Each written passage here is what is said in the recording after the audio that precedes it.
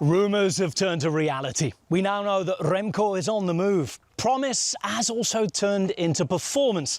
This week we've seen the birth, or is it rebirth, of another young Belgian star. We've had a week of firsts and lasts in Poland and an Arctic strongman. All of that coming up on this week's Gruppetto.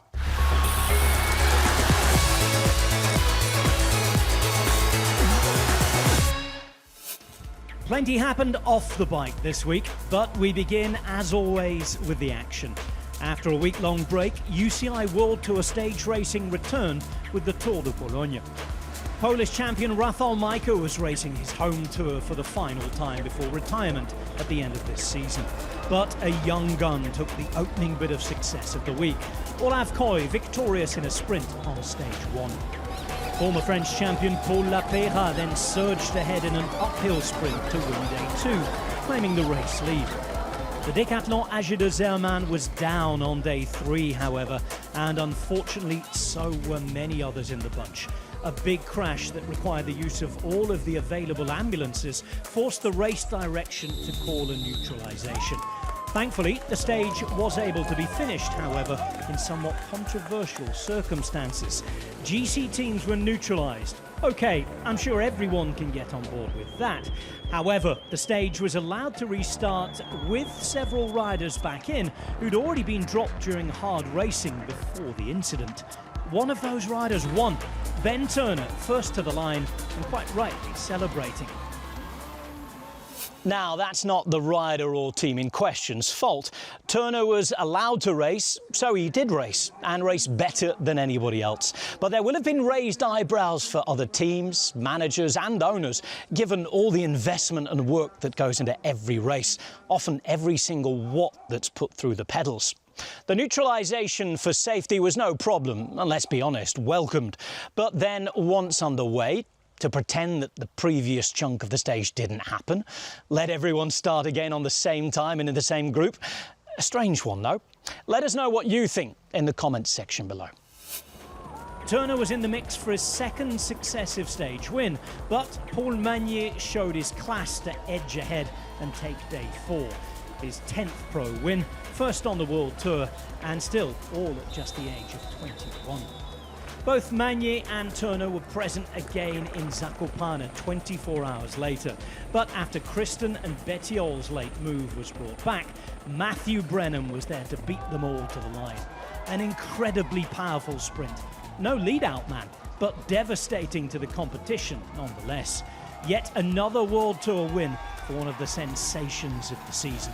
I set off from this race with the intention to try and win a stage, and the team were really motivated by that. We came here with Olav as well.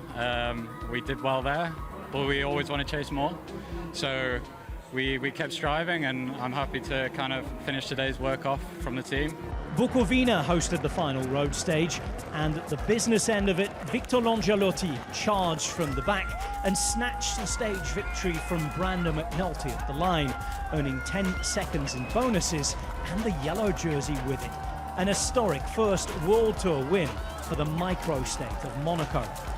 Longelotti has previously admitted to having been addicted to computer games when younger, and that move was so good it was akin to PlayStation cycling, pushing all the right buttons to level up for his nation.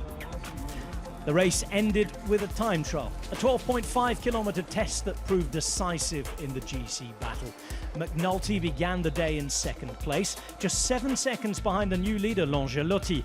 The 30-year-old Monegasque didn't get the yellow jersey power-up feeling, though, and the US star duly won the stage, putting 3/4 of a minute into the previous day's victor, who was outside the top 20 on the day. McNulty's success was his first of the season, and a maiden GC title at World Tour level, having previously won in Sicily, Valencia and Croatia. He became the 20th different UAE Emirates XRG athlete to win a race this season.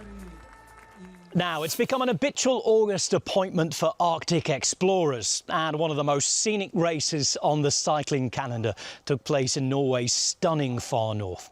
Despite it being summer, the race began with Arctic weather, so appropriately from the sunnier climes on the other side of the world. Cue Robbie McEwen. Now the sprint about to open up. Corbin Strong, he now leans on it, the Kiwi, and goes. Being challenged by one of his own teammates by the looks of things. But it's Corbin Strong who comes through the Kiwi. Uphill finish. Strong by name, strong by nature. Stage 1-1 in a 1-2 for Israel Premier Tech. Big acceleration for Jente Biermans, who was there in the top 3 yesterday. So he's the man on the right-hand side, second wheel in the red. They come around the curve, and there's a big crash on the left. Corbin Strong not down, but he's taken out of contention this one. Christoph makes the acceleration now to the last corner. Teammate in the wheel, Tiller. The gap opens up. Christoph, he leans on it. Big full power now for Alexander Christoph. 100 metres to go. He won't be denied. Win number 98 in his career. Looks behind, salutes the crowd. Christoph is king in Sorisa. Tom Pidcock tries to fend him off. Strong on the right-hand side. They go head-to-head to the finish. Strong, he sits. He can't go more. Pidcock by a centimetre. Pidcock gets it. Holds off Corbin Strong. Here comes the rush on the left-hand side from Jaco Alula. The sprint opens up. Corbin Strong, he gets onto the wheel of one of the Total Energy team riders. Uno X on the right of screen, going hard. Corbin Strong picks up the slipstream. But at the moment, it doesn't look like Strong's going to come out, and it's a win for Uno X. But Corbin Strong in second does enough. He wins the Arctic Race of Norway in Uno X Mobility. They also close it off in style. Next up, France, where there were 3 thrilling days. 3 different stage winners and a breathtaking finale. The 2025 Tour de l'Ain really delivered. Day 1 kicked off with a hilly 163 kilometres, ending in a small bunch kick involving no more than 30 riders. Groupama FDJ endured a difficult Tour de France, but they found form on home soil with Tom Donenwirt clinching his first professional victory. The French squad celebrating a 1-2, David Gaudu right behind him. Stage 2 saw the Nicolas Prodon transformation continue. The Frenchman from Decathlon Age d'Azur got the better of young Belgian Kian Uijtdebroeks to win for the 5th time since spring. The glass ceiling for the previously reliable but winless domestique was shattered back at the Tour of the Alps in April, thanks to a first ever pro victory. That followed by a career-defining moment in Italy at the Giro. After then tasting GC success for the first time at the Route d'Occitanie, was he about to win his 2nd stage race title in a row? Grand Colombier was next, and there was another superb story brewing. Kian Uijtdebroeks was a household cycling name before he even turned pro, having won the Tour de l'Avenir. He was therefore touted as the next big thing, and with a Belgian passport in hand, was under an enormous amount of pressure. Things didn't go to plan with Bora, and a controversial move to Visma Lease bike then followed. The muted start to his career continued in yellow, as the young bee lacked any sort of sting. But a recent change in position on the bike seems to have worked wonders. The final stage saw Uijtdebroeks at the Wilderness, a 50-kilometre solo move on a legendary mountain, finishing over 3 minutes on the road in front of Prodom. As far as first pro wins go, perhaps this one was worth waiting for. Pressure and promise turned into performance, and with it, a GC prize. Certainly the feel-good story of the week. Elsewhere, Isaac del Toro won the Vuelta a Burgos, the final tune-up for many riders heading to the Vuelta A Espana in a couple of weeks. The Mexican isn't one of those expected at the start of the Tour of Spain, but stage winners Giulio Ciccone and Damiano Caruso are. The 5-day event also saw the return to action of Mikel Landa following his crash on the first day of the Giro in May. While in our ongoing series of firsts this week, there was a maiden pro win for the latest French mega-talent, Leo Bizio. You should be able to see him starting his first Vuelta.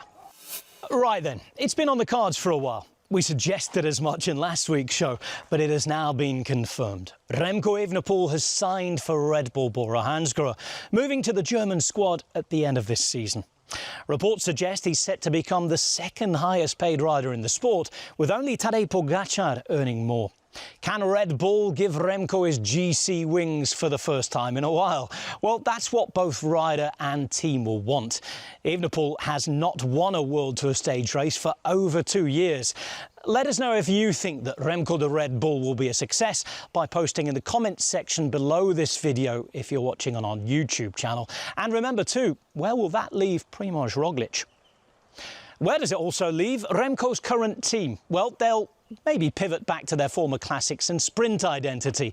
Early signs point to that being the case. Following the Jasper Stuyven announcement last week, former Roubaix winner Dylan van Baarle has revealed that he will join the Belgian squad, while Edward Plankert, impressive at the Giro D'Italia, takes all of his experience from Alpecin to Soudal-QuickStep. Dylan Groenewegen's also set to leave his team, Jaco Alula, and he's going to head to Titema Rockets for the next 2 years, taking his flying Dutch wingman Elmar Reinders along with him. And in our final bit of transfer news this week, former under-23 world champion Sven-Erik Byström will leave Groupama FDJ and move to Uno X Mobility. The Scandinavian powerhouse continues to build. Well, we're a week closer to the Vuelta. I'm right here in Spain getting all the prep done, and this time next week we'll all be back together in the Gruppetto again, looking at the opening stages and getting a closer look at a more confirmed start list ahead of the start in Italy.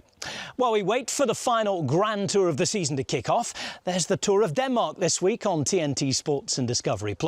Fabio Jakobsen returns to action for the first time since March after double iliac artery surgery.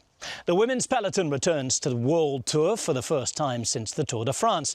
The Tour de Romandie Féminin takes place this week. You can watch that across our platforms, and the men's World Tour also has a one-day stop in Hamburg too.